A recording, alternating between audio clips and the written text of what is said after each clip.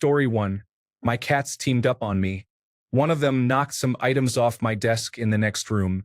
When I went to check, the other one jumped up on the counter and knocked the plate with my still hot pork chops off, and then both of them ran off with one. Then they were meowing, wanting to know why there wasn't any food in the bowl since it was dinner time. Story 2. I was lying down on the couch, snuggling with my dog, and he let out a toxic silent but deadly one right near my face. I yelled and jumped up, and the little guy didn't even get up. He just turned around, looked at me, and wagged his tail. Story 3. My cats figured out how to open the drawer in the kitchen where I keep cat treats and rubber bands. It's like that scene in Jurassic Park where the raptors figure out how to open doors. Story 4. My dog, whom I've had since he was a puppy and that's going on 11 years now, always chooses my boyfriend over me, and my boyfriend has only been in my dog's life for 3 years. Where's the loyalty? Story 5. I stopped giving my dog scraps at the dinner table and, I kid you not, she's refusing to make eye contact with me anymore, and whenever I walk into the room, she moodily strolls away from me. Kind of funny, but at the same time, I'm seriously wondering if dogs have the capacity to be petty. Story 6. About 2 to 3 weeks ago, my mom took the longest curly fry of my life off my plate. I still haven't gotten over it, to be honest. Last week, my gym partner worked on chest exercises with another person. I'm quite distraught. Was I just not strong enough? Is my form off? Did I not do enough repetitions? I didn't want to make a post about this, but it feels good to finally get it off my chest, unlike that chest day when I lifted by myself. Edit. Silver and 1,000 upvotes? Man, you all really enjoy my life tragedies, don't you? Story 7. My beloved companions have done many crazy things, but what my sister's cat did to her takes the cake. My sister adopted a feral kitten that was abandoned. 3 years later, this cat is still pretty feral but utterly spoiled. She recently moved in with my mom to take care of her, and the cat had a conniption and started claiming ownership of everything by pooping on it, including my sister when she sleeps. My sister locked her out of the bedroom once, and the little demon pooped in her shoe. Story 8. We have an almost adult cat, like 9 months old now, who sleeps soundly on me.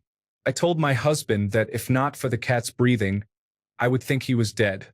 My husband picked up the head of the sleeping kitten, and it fell limply to my lap, causing my husband to jump in panic as if the kitten was dead. The kitten was not dead. He was, however, deeply bothered that his nap was disturbed. Story 9. My brother's dog absolutely loves me. Every time I go to see them, he runs up to me and freaks out, wagging his tail and jumping on me. I hug him and play with him for a bit. A while back, I brought my girlfriend to visit them for the first time. My brother was out in the yard, and his dog saw me and immediately started running to me. As he neared, I crouched down to get my dog hugs, and he ran right past me to my girlfriend, completely ignoring me, and gave her all the love and attention that he would normally give to me. Our relationship has never recovered. Story 10. Wife came home at Christmas from out-of-province school and said she needed to find herself and she had feelings for a guy in her class. No warnings, no fights leading up to it. 8 years just gone. Story 11. My cat has to drag her filtering water bowl around until there's enough water on the floor for her to drink. On her good days, she'll just flip it. Water has to be on the floor, never in a bowl. Story 12. I have one dog that never goes potty when we go for a walk. She's 13 years old and has always been like this. Since she doesn't go, I don't bother bringing bags with me. Well, the other day this dog actually laid a turd in someone's yard. Story 13. I built an outdoor gravel litter box for my dog. She will not poop on walks, and having so much poop on the lawn is unhygienic. However, she is being really stubborn about using it. She will poop in the house before using the box when I block off the lawn. It is going to take time and a lot of patience. I do pick it up off the lawn, but I cannot always get it all for a couple of reasons, and picking it out of gravel would be easier. Story 14. My ex got a $600 self-cleaning litter box for my cat when I was living in a studio apartment. It's about the size of a small igloo. It fit in my closet where the water heater was. When I moved to my new place, The only spot I could put it in was the laundry room. Apparently, my cat didn't like the sound of the washer, so she used my carpet instead. I tried to get a normal, smaller litter box, which also, for some reason, made her want to use the carpet. Now I have a rotating litter cabin in the corner of my kitchen, which she enjoys and uses properly. Story 15. Mine ripped a hole in an out-of-sight corner of his spare kibble bag. He eats there when I'm out of the house but still asks to be served when I'm around. He doesn't even eat the served food. I think he just enjoys bossing me around. Story 16. I haven't been home in a while since my boyfriend's place is a shorter commute to school and work. When I came in last night, my dog barked and semi-attacked me like I was a stranger. It broke my heart. He didn't even apologize. Story 17. Not me, I did the betraying. My wife and I spend a weekend or two every year with my sister and her family. They have a very good dog that I love, and the good dog loves everyone. My brother-in-law is a great guy, but he sometimes likes to demonstrate that he is the dog's favorite. He occasionally will call the dog away from you while you're playing with or petting or belly rubbing the dog.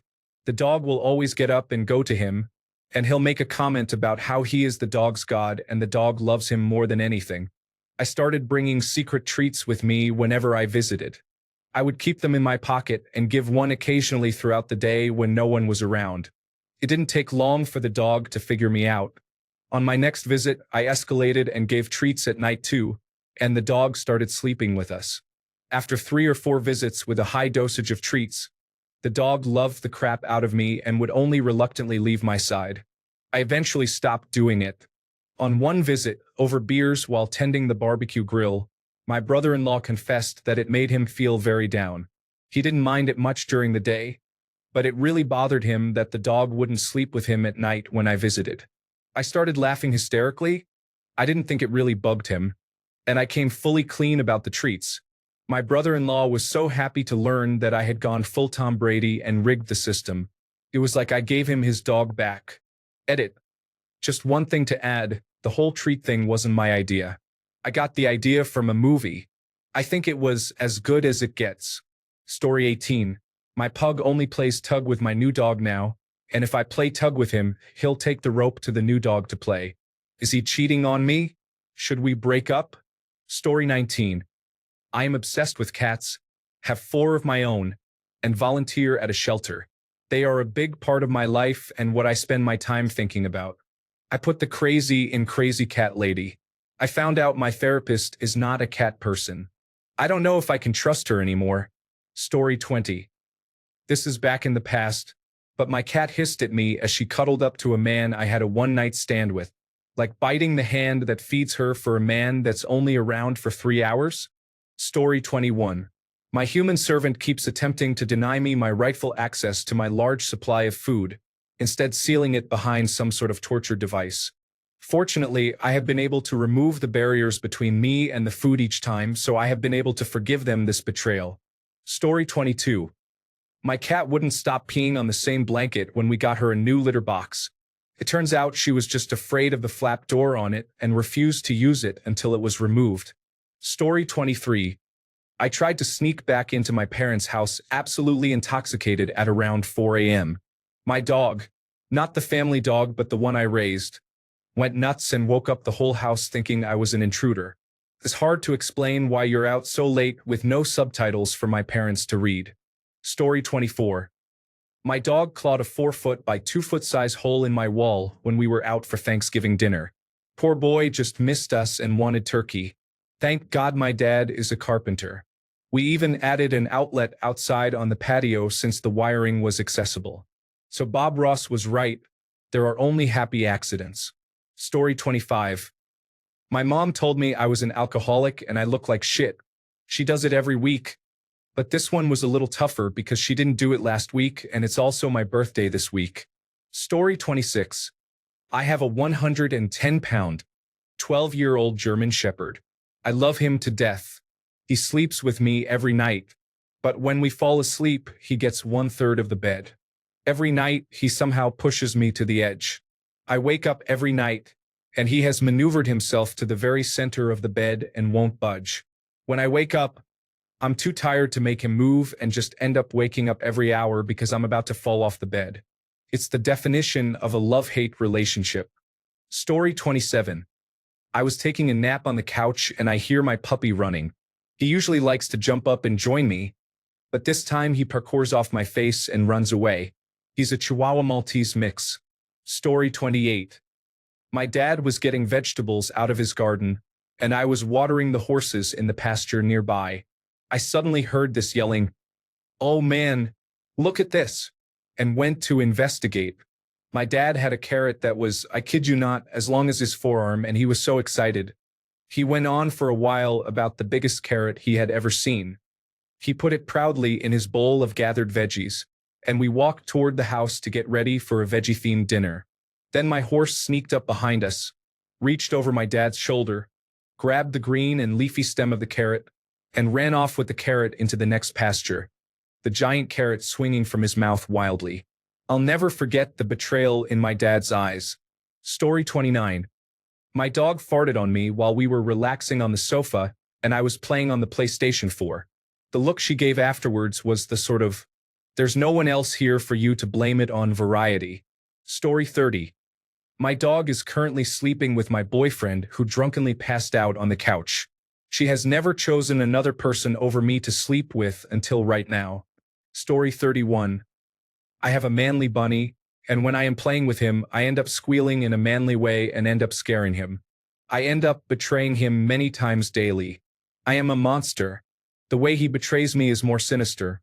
When I lay down for naps, he usually naps with me, but sometimes he will just not come to nap with me or run away in a minute or two. Story 32. My door didn't latch properly today while I went to use the bathroom, and my cat threw his body weight into the door to get it open and ate half of my ice cream that was in a bowl on my bed. Story 33. I got two things to share. 1. My girlfriend cheated on me at the start of the month and had to come clean on Sunday after finding out she had chlamydia. She wasn't going to tell me at first until her sister threatened to tell me herself. My cat knocked down my surround sound system on my head while I was doing a Final Fantasy online dungeon and broke a picture that was hanging up tonight. Story 34. I still remember like it happened yesterday.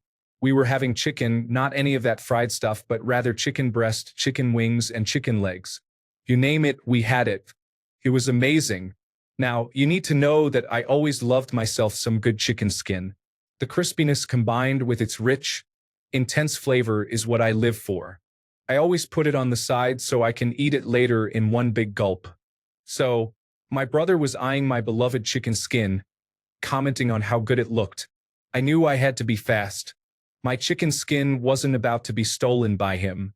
Thus, I turned my plate so that my brother was facing my mashed potatoes. Thinking I was triumphant, I declared victory. As my father, I knew he's not going to steal my chicken skin because he's a vegetarian. Leaned back, allowing my mother to steal all my hard-protected treasure. I watched in disbelief as she ate it all. Needless to say, trusting anyone was hard ever since. Sometimes I wake up in the middle of the night craving something to eat, something crispy, something that rightfully belongs to me. I was 4.5 when the incident occurred, yet I will never forget. Story 35. I had thought that I had properly potty trained my Chihuahua. I found out via black light and catching her in the act that she had just been waiting until I fell asleep to pee on the carpet. Story 36. My cat is developing a bad habit of peeing in baskets. Laundry basket. Toy basket.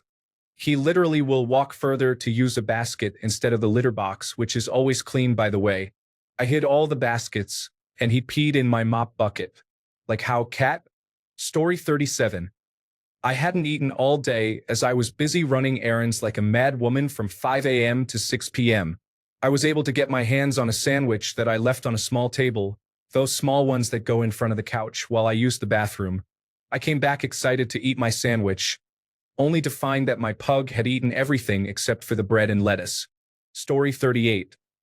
My cat loves wires, and yesterday he really loved my expensive headset wire and bit it clean off in the middle. It's really tough to stay mad at such a cute little kitty. But yeah. Story 39.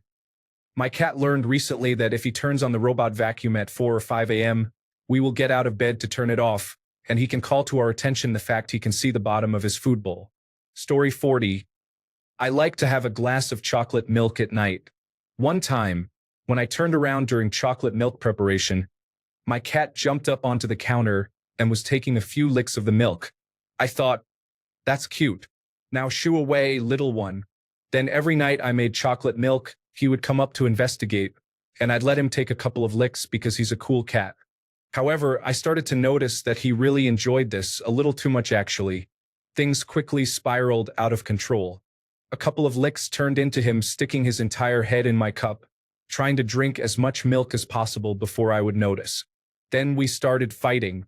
I mean, literally a power struggle between me and my cat over chocolate milk. As I was making my nighttime cup, he would claw at my hands so he could get his head into my cup. No matter how many times I would push him away or spray him with a water bottle, the little troublemaker would keep coming back for more. I started having to feed him before I would make my milk so he would be distracted. Eventually, though, he caught on to this, so he started devouring his food as fast as possible so he could catch me making my milk and get in some licks. He probably thinks of it as dessert. It's now at the point where if I have an open container of chocolate milk, he can hear the fridge opening from the other end of my apartment, find it, and go after it at all costs. I seriously can't even take my attention away from my cup or put headphones on, or else the sneaky cat will approach the cup and indulge without me even seeing or hearing a thing. I've created a monster.